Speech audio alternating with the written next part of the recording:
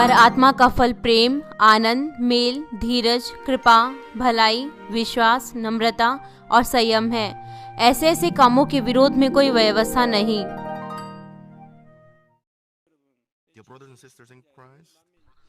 मसीह में प्रिय भाइयों और बहनों और GCN टीवी और मानवीन टीवी के श्रोताओं, सबसे महत्वपूर्ण चीज है कि जिस हद तक हम पवित्र आत्मा की अगुवाई के अनुसार चलते हैं और अपने हृदय का खतना करते हैं, आप अपने आप को जांचें। आज जब आप इस संदेश को सुन रहे हैं, पिछले साल से लेकर आपने कितना ज्यादा अपने हृदय का खतना किया है।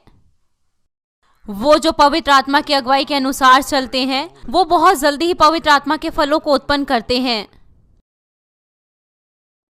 एक किसान गर्मियों या वसंत ऋतु में बीजों को बोता है और उसकी जुताई करता है, और वो जब उसकी कटनी करती है तब वो उसका आनंद लेते हैं। यह कितना ज्यादा दर्दनाक होगा अगर वो बोने के बाद भी और मेहनत करने के बाद कुछ कटनी ना काटें। अगर आप अपने हृदय को इस तरीके से जुताई करते हैं और ज्यादा फलों को इस साल में उत्पन्न करते हैं तो आप और ज्यादा खुश होंगे, ठीक। लेकिन क्या होगा अगर आप केवल उस भूसे को ही प्राप्त करें, अगर आपके पास कोई कटनी नहीं होगी तो आप खुश नहीं होंगे। यूहन्ना 15 अध्याय उसका 8 पद कहता है, मेरे पिता की महिमा इसी से होती है कि तुम बहुत सा फल लाओ, तभी तुम मेरे चेले ठहरोगे। मैं आशा करता हूं कि आप मेहनत करके पवित्र आत्मा की अगुवाई के अनुसार चलेंगे और अपने हृदय को जोतेंगे ताकि सत्य का फल और आप पवित्र आत्मा के फलों को बहुतायत से प्राप्त करें।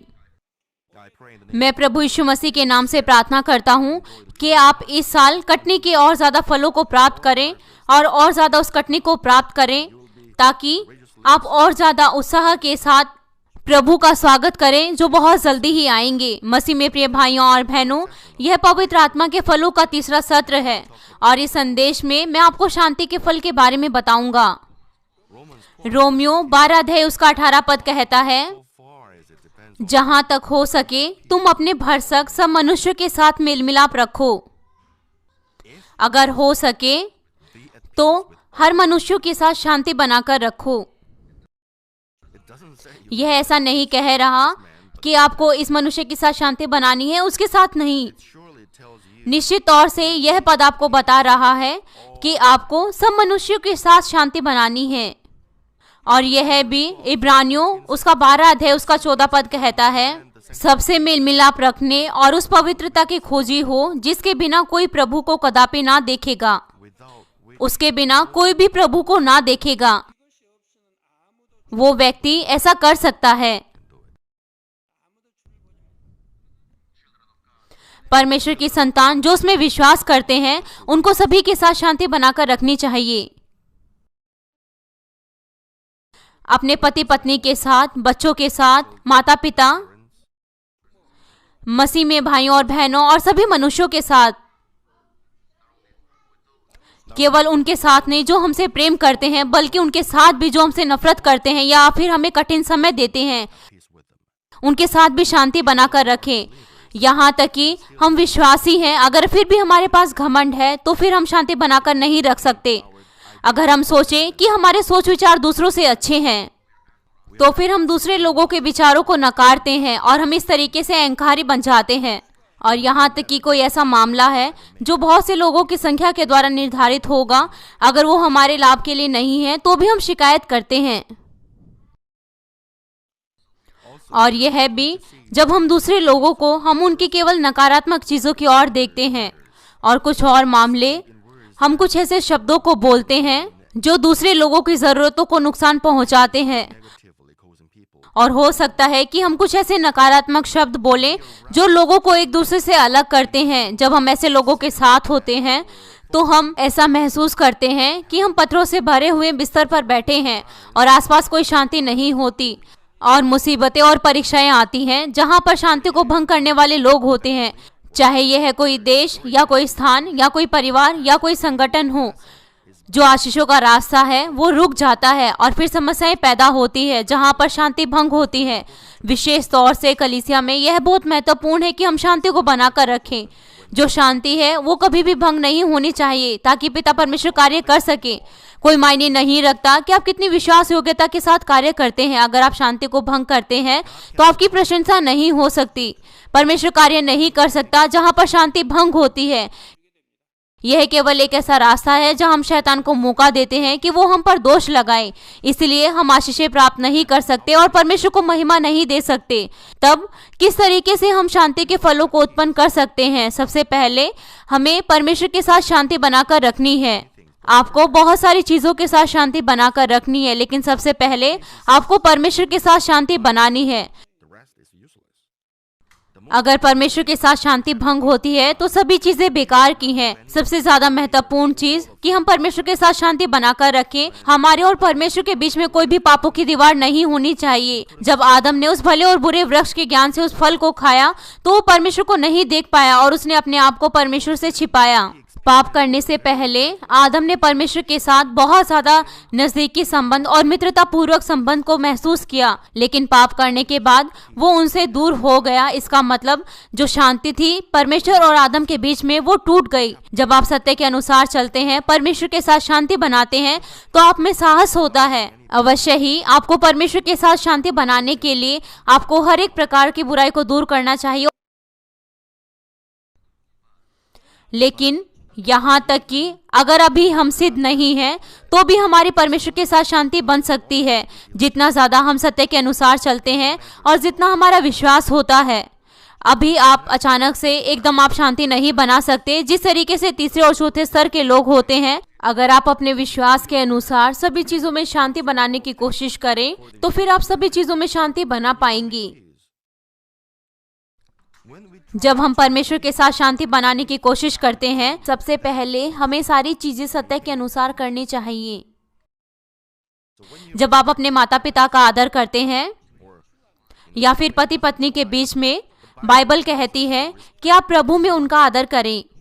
प्रभु में बाइबल कहती है कि किसी और चीज में नहीं जो सत्य नहीं है। इसीलिए आदर, आज्ञा पालन करना, वो सभी चीजें सत्य के अनुसार हों। हमें दूसरे लोगों के साथ शांति बनाने के लिए परमेश्वर के साथ उस शांति को भंग नहीं करना। उदाहरण के लिए, क्या होगा अगर हम मूर्तियों के सामने झुके और प्रभु के दिन का उल्लंघन करें ताकि हम अपने अविश्वासी परिवार के साथ शांति को बनाकर रख सकें? हो सकता है कि ऐसा दिखे कि हम कुछ पलों के लिए अपने परिवार के साथ शांति बनाकर रख रहे हैं, लेकिन ये बहुत ज्यादा महानता के साथ परमेश्वर के साथ उस शांति को भंग करना है और पाप की दीवार को खड़ा करना है। आप केवल अपने माता पिता से शांति बनाने के लिए आप किस तरीके से परमेश्वर के साथ उस शांति को भंग कर सकते हैं? यहाँ तक कि नए विश्वासियों के लिए भी इसकी अनुमति नहीं है।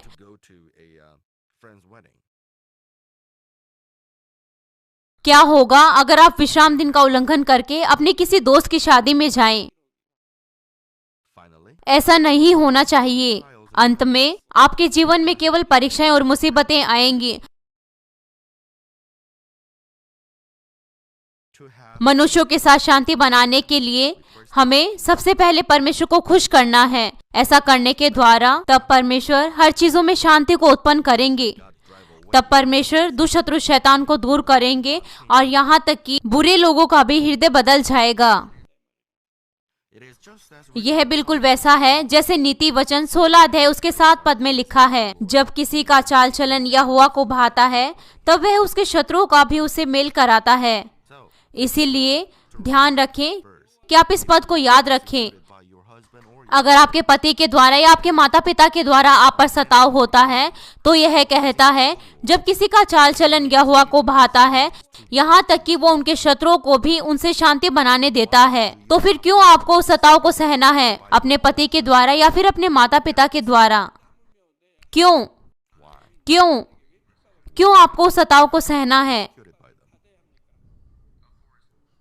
निश्चित तौर से कभी कभार कुछ लोग बार बार उस शांति को तोड़ते हैं अपनी बुराई के कारण, यहाँ तक कि हम अपना बेहतर करते हैं कि हम शांति को बनाकर रखें। यहाँ तक कि स्थिति में अगर हम उनके साथ भलाई करें केवल सत्य के अनुसार, तो फिर परमेश्वर हमारे लिए कार्य करेगा। यह ऐसी स्थिति थी दाऊद और शाऊल के साथ। शाऊल ने दाऊद को मारने की कोशिश की, लेकिन दाऊद ने अंत तक शांति को बनाकर रखा। अंत में परमेश्वर ने कार्य किया ऐसे तरीके से कि परमेश्वर ने दाऊद को उसके भले कार्यों के लिए आशीषित किया। अब आप यहाँ पर देख सकते हैं, जो शांति को भंग करते हैं वो नाश के मार्ग पर चले जाते हैं, लेकिन जो शांति को बनाकर रखते हैं वो आशीष प्राप्त करते हैं।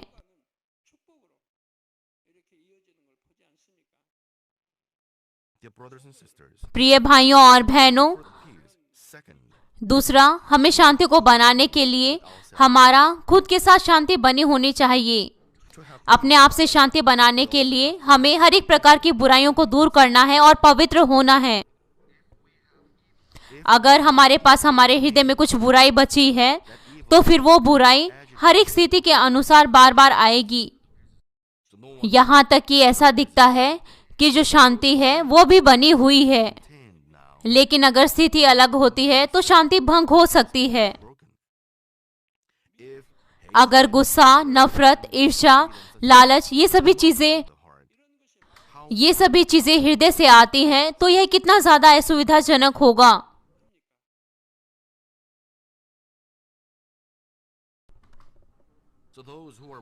इसीलिए जो आशीषों को प्राप्त कर रहे हैं उनके हृदय में लालच नहीं होना चाहिए। आपको परमेश्वर से आशीषों के लिए प्रार्थना करनी चाहिए, लेकिन अपने लालच के अनुसार नहीं, ठीक?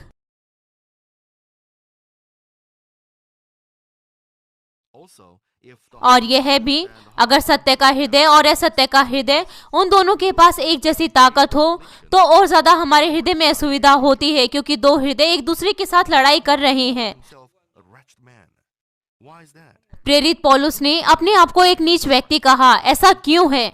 क्योंकि दो चीजें वो एक दूसरे से आपस में लड़ रही हैं। सत्य और असत्य, वो दोनों ताकत में एक जैसी है और वो लगातार एक दूसरे के साथ लड़ाई कर रही हैं। तो यह स्वाभाविक है कि वह एक नीच व्यक्ति है। जब आप एक नए विश्वासी होते हैं तो आप अपनी इच्छा के अनुसार अपने मसीह जीवन को जीते हैं, इसलिए यह आपके लिए आसान है। लेकिन जब असत्य आपके हृदय में ज्यादा हो, अगर आप प्रभु के दिन का उल्लंघन करें, तो ऐसा हृदय जो पवित्र आत्मा की अगुवाई के अनुसार चलता है वो घुटने टेकेगा। इसीलिए आप कम नीच महसूस करते हैं, क्योंकि आप जानते हैं ऐसा हृदय जो पवित्र आत्मा की अगुवाई के अनुसार चलता है वो आसानी से धोखा खा जाएगा जब हम शरीर की इच्छा के अनुसार चलते हैं, ठीक? इसीलिए आपको कम नीच महसूस होता है। लेकिन आपने सत्य के वचनों को सुना है और आप उस असत्य को दूर करना चाहते हैं। अब वो दोनों ताकत में एक दूसरे के जैसे हैं। जब असत्य जो शरीर की इच्छा के अनुसार चलता है वो आपको धोखा देता है कि आप प्रभु के दिन को पवित्र ना माने क्योंकि आप थके हुए हो, लेकिन पवित्र आत्मा कहता है नहीं, आपको प्रभु के दिन को पवित्र रखना चाहिए। आपको इस पर जय पानी है उत्सुक प्रार्थनाओं के साथ, वरना यह आपकी आदत बन जाएगा। आपको इस पर जय पानी है। और प्रेरित पौलुस ने कहा, कितना ज्यादा नीच व्यक्ति हूं मैं। और यह हमारे साथ भी ऐसा ही है। जब हमारे हृदय में बहुत सी मुसीबतें होती हैं, यदि हम निर्णय लें और उत्सुकता के साथ प्रार्थना करें, तो हमारे हृदय में अंत में शांति होगी। जब एक बार आप इस पर जय प्राप्त कर लेते हैं, या 2 बार या 3 बार, तो अगली बार यह आपके लिए और ज्यादा आसान होगा कि आप जीत प्राप्त करें। और अगली बार आप और ज्यादा ताकतवर बन जाते हैं। जब एक बार आप युद्ध शुरू करते हैं, 1 बार, 2 बार, 3 बार, तो आप और ज्यादा ताकतवर हो जाते हैं। नेपोलियन वो भी इसी तरीके से था। इसलिए यदि हम सत्य के अनुसार चलते हैं तो अंत में हमारे हृदय में शांति होगी। लेकिन कुछ लोग कहते हैं कि उन्होंने परमेश्वर के साथ शांति बनाकर रखी है सत्य के अनुसार चलते हुए, लेकिन उनके हृदय में शांति नहीं है। यह उनकी स्वयं की धार्मिकता और उनकी रूपरेखाओं के कारण है। जो उन्होंने अपने व्यवहार में बनाकर रखी है सत्य के अनुसार। इसलिए जब आप इस संदेश को सुनते हैं, अपने आप से पूछें कि पिछले सप्ताह में आपका हृदय कैसा था और अब कैसा है। क्या आपके हृदय में शांति है? क्या आपने हर एक स्थिति में धन्यवाद दिया? आप आनंदित हुए या आपने किसी के साथ शांति को भंग किया? आपके हृदय में बहुत सी मुश्किलें होती हैं। क्या आपके पास दूसरों के प्रति नफरत थी? अगर आपने ऐसा किया है तो आपने अपने आप से उस शांति को भंग किया है, क्योंकि आप परमेश्वर के साथ शांति में नहीं थे। उदाहरण के लिए, कुछ ऐसे लोग हैं उनके पास शांति नहीं होती क्योंकि वो अपनी रूपरेखाओं के कारण बंधे होते हैं। उदाहरण के लिए अय्यूब, जब वो अपनी परीक्षाओं में पढ़ा उससे पहले ऐसे लोग मेहनत करके प्रार्थना करते हैं और परमेश्वर के वचनों के अनुसार चलने की कोशिश करते हैं, लेकिन वो अपने प्रेम के साथ ऐसा नहीं करते। इसके बजाय वो घबराकर या फिर डर के कारण, ताकि सजा ना आए, इसलिए वो करते हैं। इसलिए कुछ हद तक अगर सत्य के अनुसार ना चले तो वो बहुत जल्दी दबाव महसूस करते हैं, यह सोचते हुए कि परमेश्वर उन्हें सजा देगा। इसलिए यहाँ तक कि वो मेहनत करके सत्य के अनुसार चलते हैं तो कितना ज्यादा उनके हृदय में दबाव होगा। इसका मतलब जो उनके हृदय में विश्वास की उन्नति है वो नहीं होगी। यहाँ तक कि वो विश्वास योग्य दिखते हैं, उनके चमकते हुए चेहरे होते हैं, लेकिन उनके हृदय में शांति नहीं होती। वो मेहनत करते हैं अपनी स्वयं की धार्मिकता के कारण। ऐसी स्थिति में वचनों के अनुसार कार्य करने या फिर उनका अभ्यास करने के बजाय उनको परमेश्वर के प्रेम का अनुभव करना है। अगर आप सचमुच में परमेश्वर से प्रेम करते हैं, अगर आप सत्य के अनुसार जीने की कोशिश करते हैं, तो आपको फिर परमेश्वर से डरने की कोई जरूरत नहीं है। परमेश्वर प्रेम का परमेश्वर है। परमेश्वर आपको हमेशा भली वस्तुएं देना चाहता है, खुशी और आशीष देना चाहता है हर समय। अगर आप परमेश्वर से डरते हैं तो इसका मतलब है कि आपने कुछ गलत किया है। इस स्थिति में आपको पश्चाताप करना है और आपको निर्णय लेना है कि आप दोबारा से ऐसा नहीं करेंगे और आप अपने मार्ग से मुड़ जाएं। तो फिर परमेश्वर के साथ आप दोबारा से शांति बना सकते हैं। लेकिन अगर आप हर समय केवल इसी के बारे में ही सोचते हैं तो फिर आप अपने उस आनंद को खो देते हैं। आप आनंदित नहीं हो पाते, इसीलिए भूल जाएं। जब एक बार आप पश्चाताप करते हैं और मुड़ते हैं तो फिर भूल जाएं। परमेश्वर कहता है कि वो इन्हें याद नहीं रखेगा जितना ज्यादा पूर्व से पश्चिम दूर है।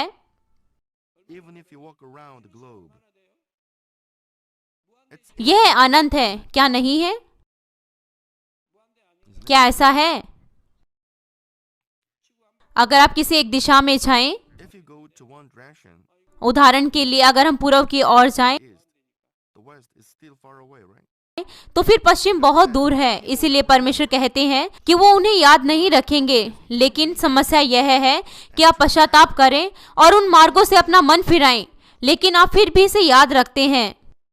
आप में से कुछ ऐसा सोचते हैं, मैंने पाप कर दिया, अब मैं कैसे सीनियर पास्टर जी को देखूंगा।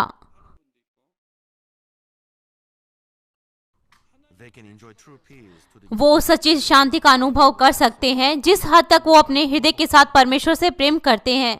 वो परमेश्वर के प्रेम को महसूस करेंगे। मैं आपको एक और अलग उदाहरण देता हूँ।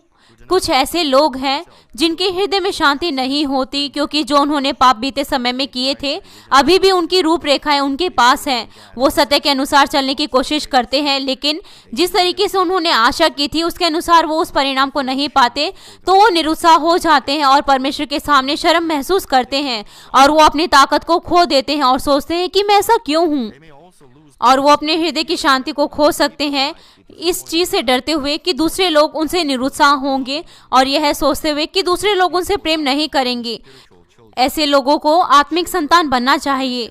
जो बच्चे होते हैं वो बहुत साधारण होते हैं और वो अपने माता पिता के प्रेम में विश्वास करते हैं। यहाँ तक कि अगर वो कुछ गलत कर देते हैं तो वो अपने माता पिता से कुछ भी छिपाते नहीं, वो केवल अपने माता पिता के पास जाते हैं। अगर बच्चे कहते हैं मुझे क्षमा करो, मैं फिर से ऐसा नहीं करूँगा, तो एक मुस्कुराहट के साथ, यहाँ तक कि अगर माता पिता भी अगर उनको डांटना चाहते हैं तो वो भी उनके सामने मुस्कुराते हैं। इसका मतलब यह नहीं कि आप केवल अपने होठों से कहें कि आप अगली बार अच्छा करेंगे और फिर भी आप गलत चीजों को करते हैं। अगर आप सचमुच में उन गलत चीजों से मुड़ना चाहते हैं तो फिर परमेश्वर आपको नहीं त्यागेंगे। वो जो सचमुच में पश्चाताप करते हैं वो अपनी उस ताकत को नहीं खोएंगे अपने आप पर दोष लगाते हुए, और वो निरुत्साह नहीं होंगे कि लोग मेरे बारे में क्या सोचेंगे। निश्चित तौर से न्याय के अनुसार उनको कुछ ना कुछ सजा को प्राप्त करना है, और हो सकता है कुछ समय के लिए थोड़ी सी सजा हो।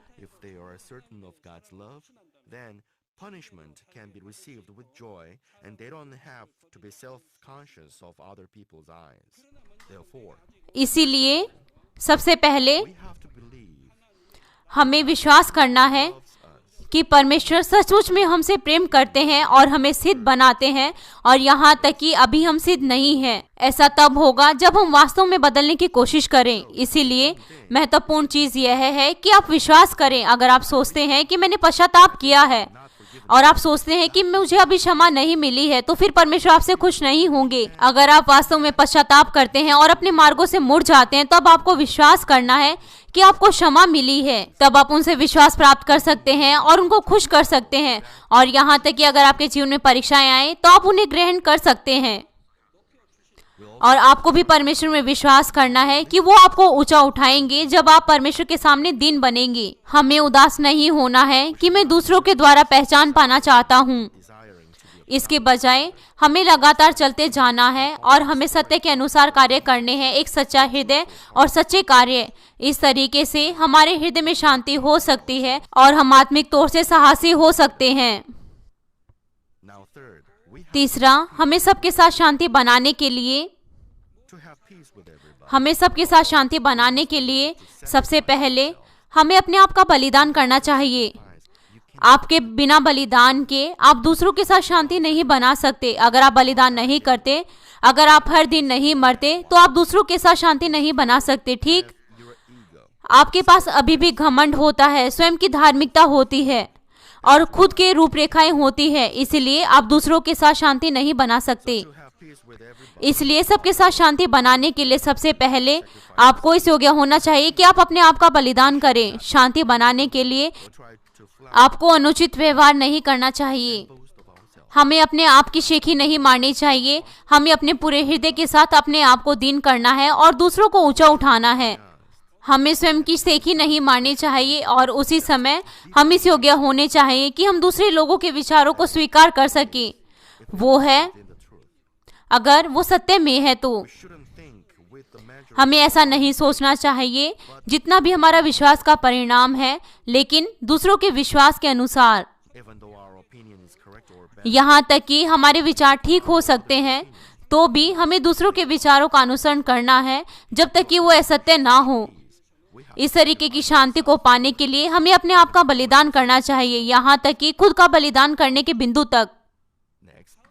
दूसरा, सभी के साथ शांति बनाने के लिए हमें अपने स्वयं की धार्मिकता और रूपरेखाओं को दूसरों पर नहीं थोपना चाहिए। हर एक लोगों के पास उनका अलग अलग व्यवहार होता है। जिस तरीके से वो एक अलग अलग वातावरण में पैदा हुए, हर एक ने अलग अलग शिक्षा प्राप्त की और हर एक का विश्वास का परिणाम अलग अलग है। अगर हर एक का न्याय करने का तरीका अलग अलग होता है, क्या अच्छा है क्या बुरा है। टॉम सोच सकता है कि यह सही है, लेकिन जेरी सोच सकता है कि यह गलत है। लोगों के पास स्वयं की धार्मिकता और उनकी रूपरेखाएं होती हैं। यहाँ तक कि ऐसी चीजें जो आपने स्कूल में सीखी हैं, जो सही हैं, वो भी गलत हो सकती हैं। क्यों? क्योंकि कुछ ऐसी चीज जो आपने विद्यालय में सीखी है, हो सकता है कि वो सत्य हो। उनमें सत्य क्या है? एक और एक मिलकर दो होते हैं। इस तरीके की चीजें सही हो सकती हैं जो कभी नहीं बदलेंगे, ठीक। लेकिन ऐसी बहुत सारी थ्योरी हैं जो आपने स्कूल से सीखी है कि वो सही है, लेकिन उनमें से कुछ ऐसी सिद्ध की गई हैं जो कि ठीक नहीं है। मैं सोचता हूँ कि मैंने आपको पहले बताया है। मैंने सीखा है कि 200 मिलियन तारे आसमान में हैं जब मैं एक प्राथमिक विद्यालय में था। जिस तरीके से विज्ञान का विकास हुआ, तो जो उनकी संख्या थी वो बढ़ गई। जिस तरीके से आप देख सकते हैं, इस तरीके की थ्योरी जो हमने सीखी है वो भी बदल सकती है।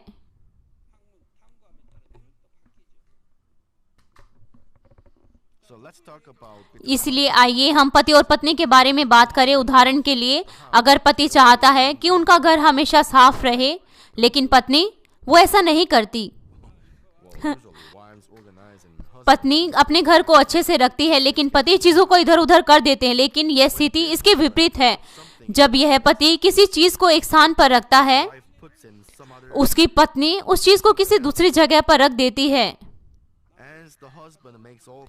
जिस तरीके से पति ने हर चीजों को अच्छे से रखा, उसकी पत्नी ने उन चीजों को किसी दूसरी जगह पर रख दिया। इसीलिए पति जानता है कि किसने उन चीजों को छुआ। इसलिए जब वो जानता है, वो जानता है कि उसने किन चीजों को छुआ था। लेकिन अगर ऐसी स्थिति है पति और पत्नी के बीच में, तो फिर पति और पत्नी का जीवन अलग हो सकता है। अब कौन बदला?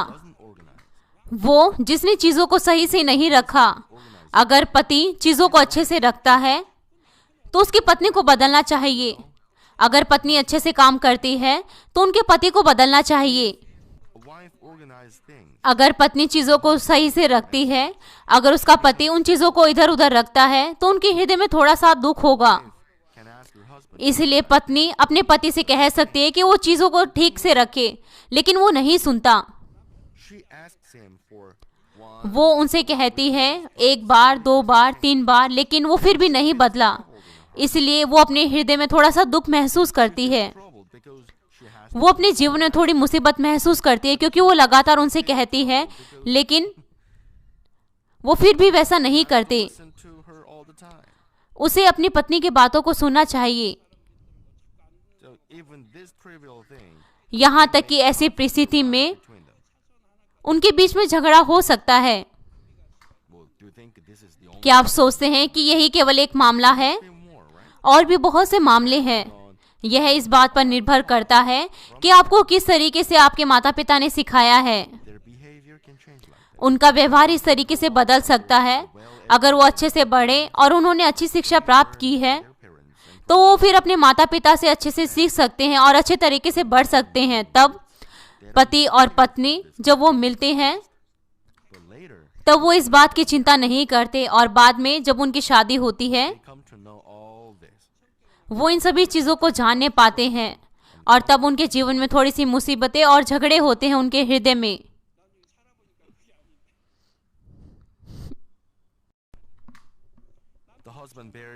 शुरू में प्रेम के साथ पति इन चीजों को सह सकता है और अपने आप सफाई कर सकता है, लेकिन जिस तरीके से समय बीतता है वो चिड़चिड़ा होने लगता है।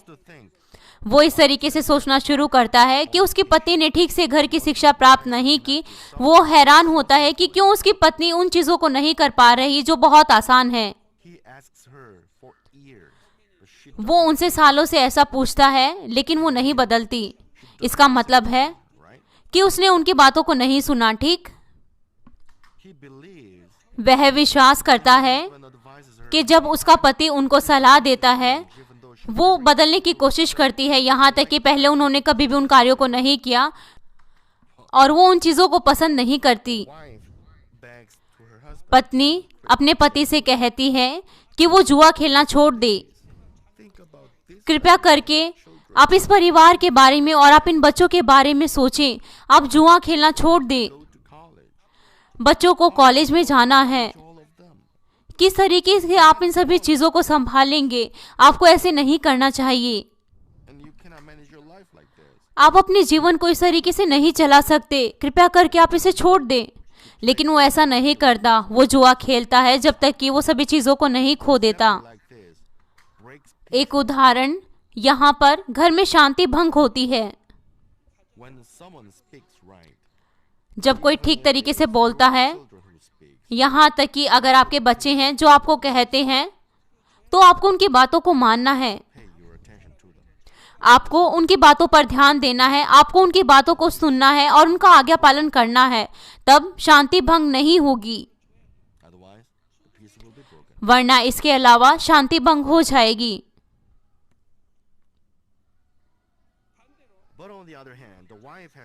लेकिन दूसरे शब्दों में, अगर पत्नी कुछ कहती है,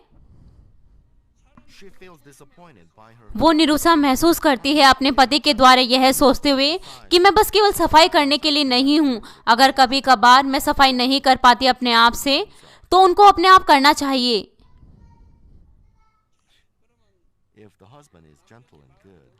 अगर एक पति दीन है तो वो कहेगा, ठीक है, मैं इसे करूंगा आपसे। लेकिन अगर वो ऐसा नहीं है तो यह बिल्कुल वैसा होगा कि जलती आग में हम तेल को डालें।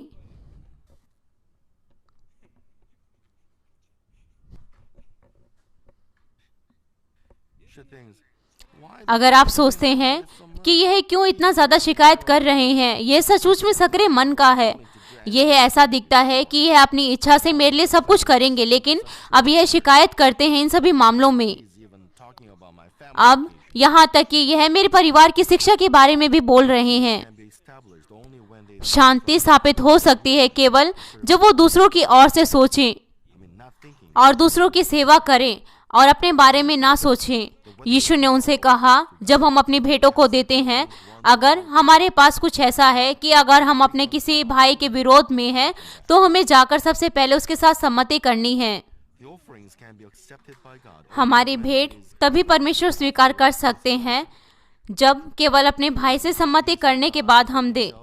जिनका परमेश्वर के साथ शांति स्थापित होती है और जो दूसरों के साथ शांति भंग नहीं करते, वो झगड़ा नहीं करेंगे, क्योंकि वो पहले से ही अपने लालच, अपने अहंकार, घमंड, स्वयं की धार्मिकता और रूपरेखाओं को वो पहले से ही दूर कर चुके हैं। यहाँ तक कि अगर कोई दूसरे बुरे लोग उनके लिए समस्याएं पैदा करें, तो ये लोग अपने आप का बलिदान करेंगे और अंत में उनके साथ भी उस शांति को स्थापित करेंगे। यहाँ पर सभी चर्च विश्वासियों ने अक्सर मुझे इस तरीके की गवाहियों को बताया है। जब आपकी कंपनी में आपकी सैलरी बढ़ती है परमेश्वर के अनुग्रह के द्वारा और आपके डायरेक्टर आपसे प्रेम करते हैं, तो हो सकता है कि आपके सहकर्मी आपसे जलन रखें, और यहाँ तक कि आप तब भी उनको अनदेखा नहीं करेंगे, यह सोचते हुए कि वो बुरे हैं।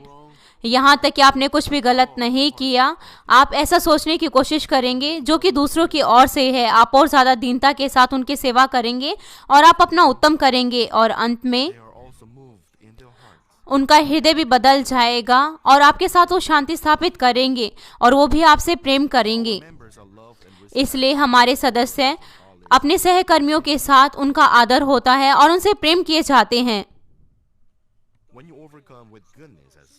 जब आप भलाई के साथ इन सभी चीजों को जीतते हैं, तो यहाँ तक कि आप और ज्यादा महान आशीषों को प्राप्त करते हैं। उनका पद ऊंचा होता है बहुत जल्दी। वो दूसरों के साथ शांति स्थापित करते हैं और वो दूसरों की सेवा करते हैं और वो अच्छे तरीके से आज्ञा पालन करते हैं। इसीलिए क्या आप यह नहीं सोचते कि ऐसे लोगों को वो और ज्यादा ऊंचा पद नहीं देना चाहेंगे?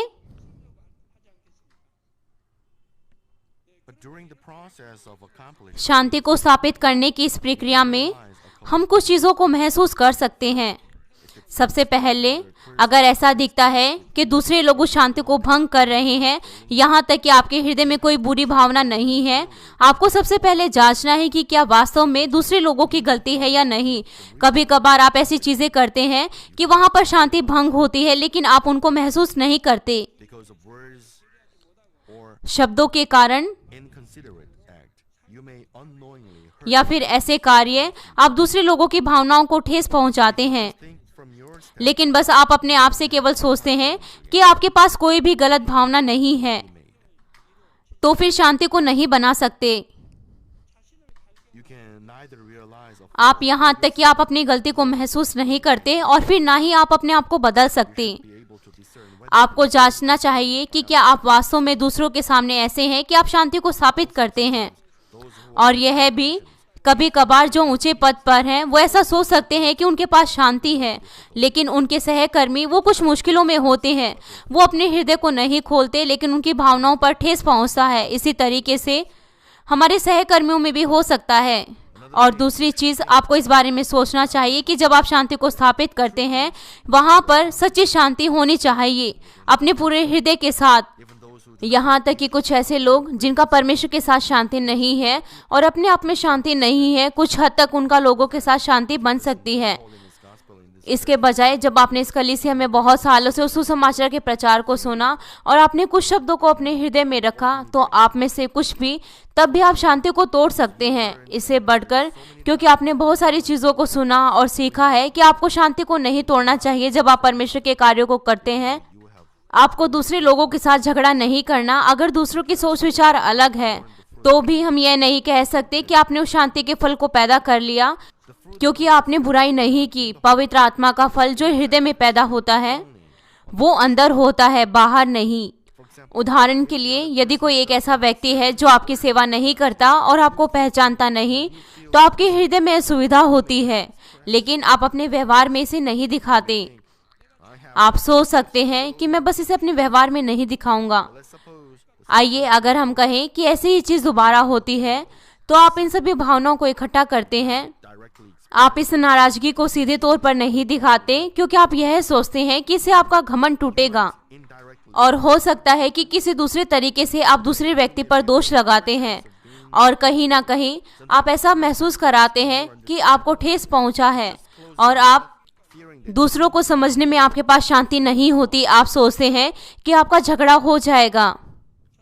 आप बस केवल उस दूसरे व्यक्ति से बात करना बंद कर देते हैं, यह सोचते हुए कि वो बहुत ज़्यादा बुरा है, वो बहुत ज़्यादा स्वार्थी है, मैं उसके साथ बात नहीं कर सकता। इस तरीके से आप बाहर से उस शांति को भंग नहीं करते, लेकिन आपके पास अंदर उस व्यक्ति के प्रति अच्छी भावना नहीं होती। आप उनके विचारों के साथ सहमत नहीं हो सकते, और आप ऐसा महसूस करते हैं कि आप उनके साथ नहीं रहना चाहते। और हो सकता है कि दूसरों से बात करते समय आप दूसरों के बारे में शिकायत करें। आप अपनी उस नाराजगी को दूसरों के साथ बात करते हुए आप उन्हें दर्शा सकते हैं कि वो वास्तव में बुरा है, उसने यह किया जो नहीं समझा जा सकता। अगर आप भलाई के साथ करें तो आप आनंद हो सकते हैं। निश्चित तौर से यह अच्छा होगा कि आप किसी भी रूप में उस शांति को ना तोड़ें, लेकिन आपके पास सच्ची शांति होने के लिए आपको दूसरों की सेवा करनी है अपने पूरे हृदय के साथ। आपको सभी लोगों के साथ शांति में रहना चाहिए अपने पूरे हृदय के साथ, और यही एक सच्ची शांति है। आपको अपनी उन भावनाओं को जो आपको नाराजगी होती है उनको दबाना नहीं चाहिए, लेकिन आपको अपनी इच्छा के साथ दूसरों की सेवा करनी चाहिए। आपको ऐसा नहीं करना कि आप अंदर से तो देखकर उनका न्याय कर रहे हैं, लेकिन बाहर से सिर्फ एक मुस्कुराहट दे रहे हैं। आपको दूसरों को समझना है उनके दृष्टिकोण के अनुसार। केवल तभी पवित्र आत्मा कार्य कर सकता है। यहाँ तक कि जब वो अपने ही लाभ को देखते हैं तो उनका हृदय बदला जा सकता है, और वो भी बदल सकते हैं। जब हर एक लोगों के पास कुछ ना कुछ कमियां होती हैं, तो वो एक दूसरे को समझ सकते हैं और बिना दोष लगाए वो उस शांति को स्थापित कर सकते हैं। मसीह में प्रिय भाइयों और बहनों, वो जो परमेश्वर के साथ शांति बनाते हैं, अपने आप में और दूसरों के साथ शांति बनाकर रखते हैं, उनके पास अधिकार होता है ताकि वो अंधकार को दूर करें। इसलिए वो हर एक चीजों में शांति को स्थापित कर सकते हैं। जिस तरीके से मत्ती 5 अध्याय उसके 9 पद में लिखा है, धन्य है वे जो मेल कराने वाले हैं, क्योंकि वे परमेश्वर के पुत्र कहलाएंगे। उनके पास परमेश्वर के पुत्र कहलाने का अधिकार है। इसलिए यदि आप परमेश्वर के संतान के रूप में पहचाने चाहते हैं, तो फिर आपके पास ऐसा अधिकार होगा। अगर आप पवित्रता का अनुसरण करते हैं और सभी लोगों के साथ शांति बनाकर रखते हैं, तो आप पवित्र जन होंगे और आप आत्मा के जन होंगे। तो किस तरीके से आप उस अधिकार का अनुसरण नहीं करेंगे? अब आप एक परमेश्वर के संतान के रूप में पहचाने गए हैं, तो फिर किस तरीके से आपके साथ व्यवहार किया जाएगा? कैसे शत्रु शैतान आपको छू सकते हैं? मजबूत स्वर्गदूत आपको सुरक्षा देंगे, और परमेश्वर भी अपनी धधकती हुई आंखों के साथ आपको सुरक्षा देंगे। इसलिए कौन परमेश्वर की संतान है? आप सभी परमेश्वर की संतान हैं। लेकिन फिर भी कुछ बच्चे हैं जिन्हें परमेश्वर पहचानते हैं। वो संतान है जो आत्मा में आ गई हैं। वो परमेश्वर की संतान के रूप में पहचाने गए हैं। ऐसे संतान वो उस अधिकार का अनुसरण करते हैं, और परमेश्वर वास्तव में उनको सुरक्षा देते हैं। उदाहरण के लिए, अगर आप अपनी कलीसिया में लीडर हैं, तो आप अपने विश्वासियों की मदद कर सकते हैं ताकि आप शांति के फल को पैदा कर सके। आप उस अधिकार के साथ उनको परमेश्वर के वचनों के अनुसार भोजन दे सकते हैं ताकि वो पापों से मुड़ जाएं और अपनी स्वयं की धार्मिकता और रूपरेखाओं को तोड़ दें। यहूदियों के प्रार्थना करने के स्थान पर यदि शैतान के द्वारा कोई कार्य हो तो लोग एक दूसरे से अलग हो जाते हैं, लेकिन आप उन्हें परमेश्वर की सामर्थ्य के द्वारा दूर कर सकते हैं। इस तरीके से आप उन लोगों में भी उस शांति को स्थापित कर सकते हैं। इसलिए मसीह में प्रिय भाइयों और बहनों, यूहन्ना 12 अध्याय उसका 24 पद कहता है, Truly I say to you, मैं तुमसे सच सच कहता हूँ, जब तक गेहूं का दाना भूमि में पड़कर मर नहीं जाता वह अकेला रहता है, परंतु जब मर जाता है तो बहुत फल लाता है। Jesus sanctified himself and यीशु ने अपने आप को पवित्र किया और ये गेहूं के दाने की तरह मर गए और उन्होंने बहुत से फलों को पैदा किया। he forgave the sin उन्होंने बहुत सी मरती हुई आत्माओं के पापों को क्षमा किया peace with God. और उनकी परमेश्वर के साथ शांति बनाने में मदद की। इसलिए पाप की दीवारों को तोड़ना तो परमेश्वर के साथ शांति बनाना है, ठीक। इसके कारण हमारे परमेश्वर के साथ शांति के संबंध को स्थापित करने के लिए हमारे प्रभु ने उस शांति की भेंट को दिया।